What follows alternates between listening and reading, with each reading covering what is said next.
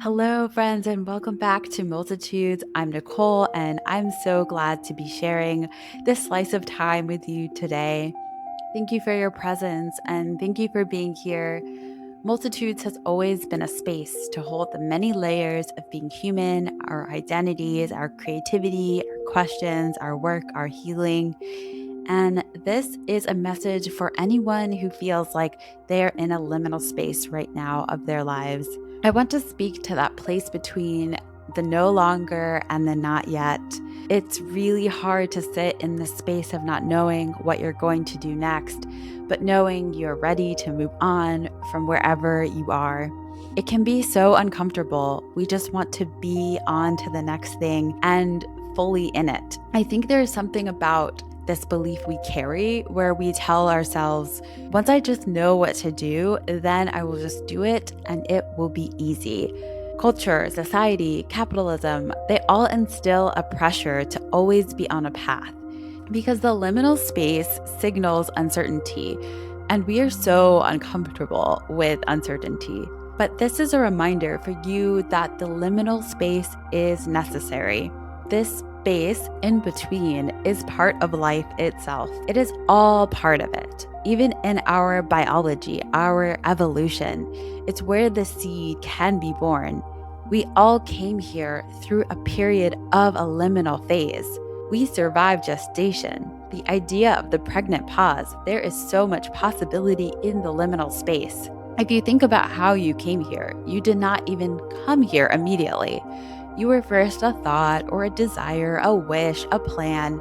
It took time and effort to have you arrive here. And it takes time and divine effort to have you become who you are meant to become while you are here. Which, by the way, is many, many iterations. You are always arriving. In every moment, you are always arriving. If you think about the liminal space and connecting it to the soul, there is purpose in everything you do. It's like a rhythm we're constantly moving through, this pulse between being and becoming. I've been sitting with a concept of how being in a liminal space relates to the soul's experience. I've been sitting with the idea that your soul is fragmented beautifully by the days of your life, separated by different purposes, but unified along one united wavelength. And you can think of it like the individual breaks of one single wave. When a wave breaks, it looks chaotic and bubbly, and it looks like the wave is ending or shattered. But the water does not actually end. The liminal space feels like that individual break. It feels like the flow has been stopped or been interrupted. And even though the break looks separate and messy, it is still the same water and the same energy and the same part of the ocean. It reminds me of that Rumi quote, "You are not a drop in the ocean, you are the entire ocean in a drop." And what if we thought about purpose operating at every level of your life simultaneously? We often think purpose has to be a giant destination, like the entire ocean, but purpose can actually be infinitesimally small and vastly huge at the same time. It is everything. Purpose is the single blade of grass and the entire forest. It is the ray of sunlight hitting your face, and it is the sun transforming the leaves, and it is the sun itself. Purpose is the one violin string that is being played, and it is the whole orchestra.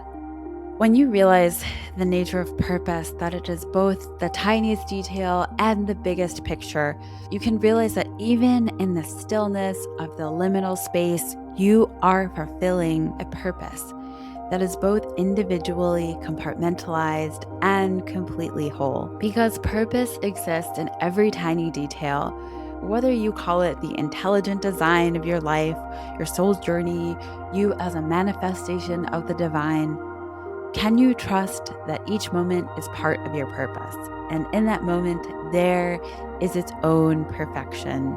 You do not actually have to worry about what mistakes you think you are making or what is coming next.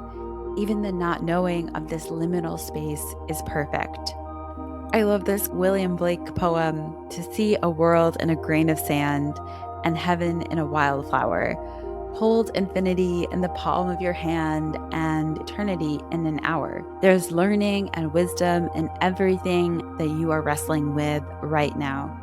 And I don't want to glorify struggle either, or suggest that being in the in between means that you have to suffer.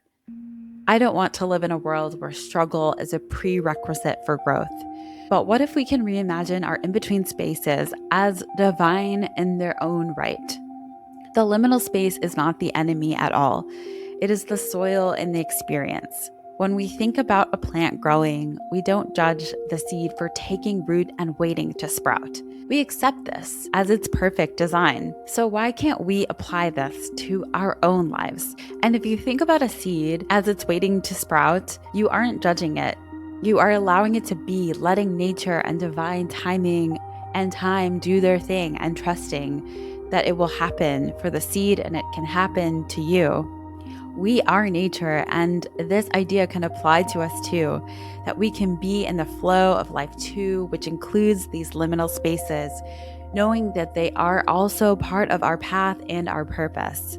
There's this quote from Rilke: live the questions now. Perhaps then, someday far in the future, you will gradually, without even noticing it, live your way to the answer. And what if living our way into the answer was a joyous event? What if we could reimagine every in-between phase as it shows up and meet it with gratitude? Like, thank you so much for being here. If you are here, it means I am transforming, I am reconfiguring. You have so much to teach me. What gems can the perceived pressure of this liminal space create? I hope this serves you today as you navigate your own not knowing. I'm definitely holding this for myself right now, and I've been meditating on these ideas for my own personal journey and my own wrestling with being in the liminal space. And thank you for being here and for showing up for yourself. You are in the space of living the questions, and that is showing up for yourself. I hope this serves you today and that your heart is a little bit lighter. And the best way to stay connected to me and my offerings and my readings available to you is through my website, NicoleCarterHealing.com. And there you can also sign up for updates, and all of the details are in the show notes below. And I'm sending you so much love, and I will see you next time.